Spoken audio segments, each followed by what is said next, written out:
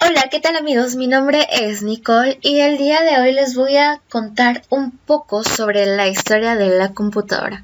Bueno, y empezamos. Definición.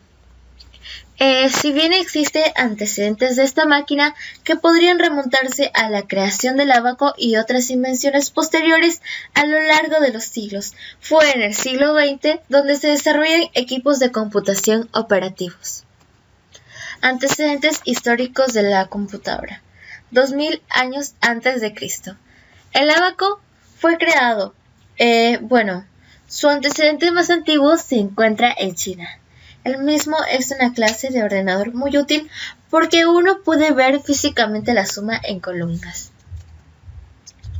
La Pascalina. La Pascalina es una máquina de calcular creada por el matemático y filósofo francés Blaise Pascal. Solo podía sumar y restar. 50 de ellas fueron colocadas en toda Europa. Charles Babbage. En 1842 presentó la máquina de diferencial, que efectuaba cálculos. Fue diseñada teniendo problemas desde el principio, ya que no era totalmente original. El concepto de varillas y ruedas ya había sido utilizado en intentos previos. La máquina de diferencial fue diseñada para sumar números con 6 dígitos decimales y sin embargo no fue completada. Hermann Hollerith.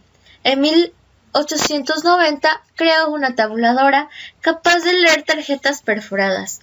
Con esta máquina automatizó el censo de los Estados Unidos en 1890. En 1940, Howard Aiken construyó una máquina similar a las IBM, que utilizaba relés y contadores mecánicos para automatizar cómputos.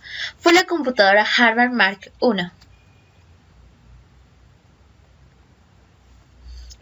En 1946, la Universidad de Pensilvania presentó SONIAC, sigla en inglés de Integrador y Calculador Electrónico.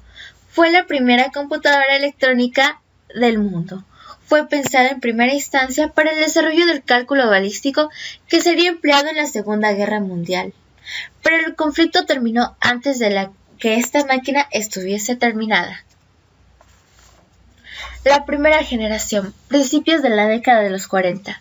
Las primeras máquinas empleaban el tubo de vacío como elemento fundamental del circuito.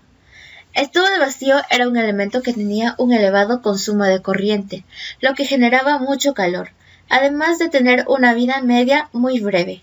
Eran máquinas grandes y pesadas, con posibilidades muy limitadas. La segunda generación, fines de la década de los 40. Las máquinas empleaban circuitos transitorizados.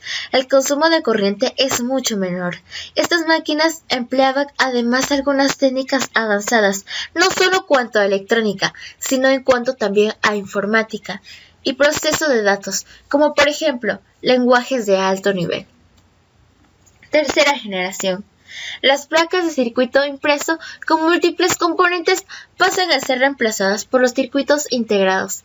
Se ha logrado una nueva reducción en el tamaño y el consumo eléctrico. Se empieza a generalizar el uso de minicomputadores en los negocios y se usan cada vez más los lenguajes de alto nivel en la programación de sistemas informáticos. Cuarta generación, principios de la década de los 70.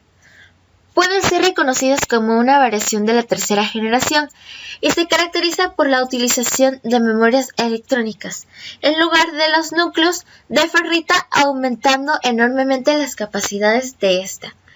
Representa un gran avance en cuanto a la velocidad y en especial en cuanto a la reducción de tamaño. Se empezó a desechar el procesamiento por lotes en cuanto al favor del tiempo real y el proceso interactivo.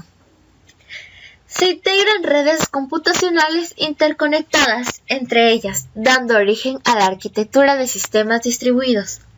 Aparecen innumerables lenguajes de programación. En esta etapa cobran gran auge los minicomputadores. Quinta generación, mediados de la década de los 70. Aparecen minicomputadores y los ordenadores de uso personal. Estas máquinas se caracterizan por llevar en su interior un microprocesador, circuito integrado que reúne las principales funciones de los ordenadores. Los ordenadores personales son equipos a menudo muy pequeños, que no permiten muchos procesos y suelen estar pensados para uso doméstico particular. Los microcomputadores, si bien empezaron tímidamente como ordenadores muy pequeños, rápidamente han superado a las minicomputadoras. Un microprocesador actual puede tener más de 1 giga de memoria RAM, discos de capacidades enormes, del orden de los terabytes, y pueden terminar la utilización simultánea del equipo por varios usuarios.